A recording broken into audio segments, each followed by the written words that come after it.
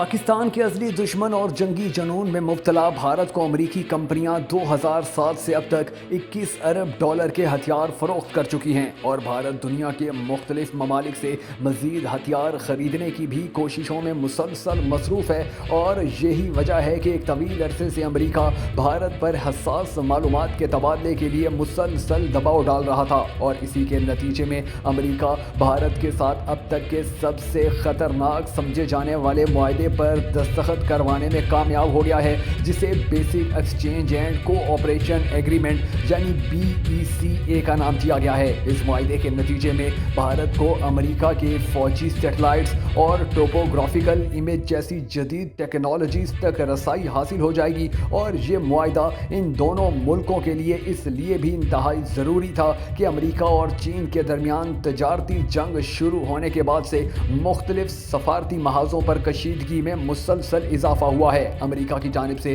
Taiwan के साथ ताल्लुकात बढ़ाने और हथियारों की फ़रोख्त के साथ साथ जनूबी बहीरे चीन, हांगकांग और इंसानी हकूक़ समेत कई महाजों पर दोनों ममालिक एक दूसरे के आमने सामने हैं। दूसरी तरफ लद्दाख और गलवान घाटी में कशीदगी के बायस भारत और चीन के ताल्लुकात 1962 की जंग के बाद कशीदगी की बुलंद तरीन सतह पर पहुँच गए। इसके अलावा हमालियाती खित्ते में भी दोनों ममालिक के दरमियान जंग के बादल मंडला रहे हैं, लेकिन अब होने वाले इस मुआहदे ने इन सब हालात को एक नया रुख दे दिया है, क्योंकि अमेरिका और भारत के इन मुआहदों के बाद दोनों ममालिक की ताकत में जहां बेपनाह इजाफा होगा, वहीं इस खित्ते के अंदर दोनों ममालिक को जितनी भी जासूसी करनी होगी उनके लिए उस जासूसी के नए से नए रास्ते भी खुलते चले जाएंगे और पाकिस्तान समेत चीन और ईरान के लिए मुश्किलात मज़ीद बढ़ना शुरू हो जाएंगी, क्योंकि नाजरीन एक तवील अरसे तक भारत को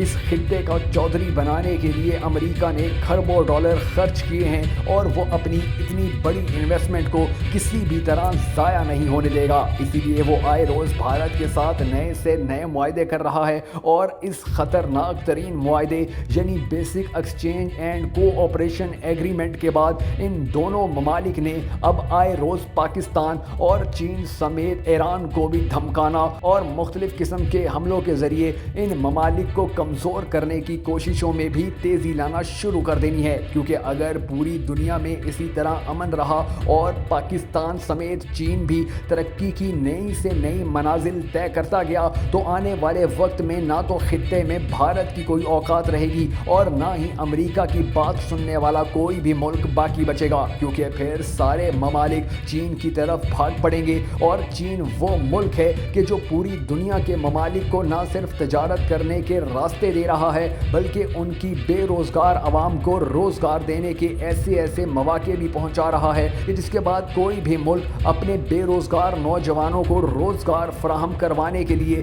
हर सूरत चीन के पास जा पहुंचेगा। और यही वजह है कि अमेरिका और भारत किसी सूरत चीन या पाकिस्तान को इस खित्ते में मज़ीद मजबूत होता नहीं देख सकते और इस होने वाले वायदे के बाद यकीनी तौर पर खित्ते के अंदर एक नई जंग के बादल उभरेंगे और खित्ते के अंदर ममालिक एक दूसरे के साथ लड़ने भिड़ने और मरने मारने के लिए भी तैयार हो जाएंगे। अब ये तो आने वाला वक्त ही बताएगा कि पाकिस्तान और चीन, अमेरिका और भारत के इस होने वाले मुआहदे का किस तरह तोड़ निकालते हैं।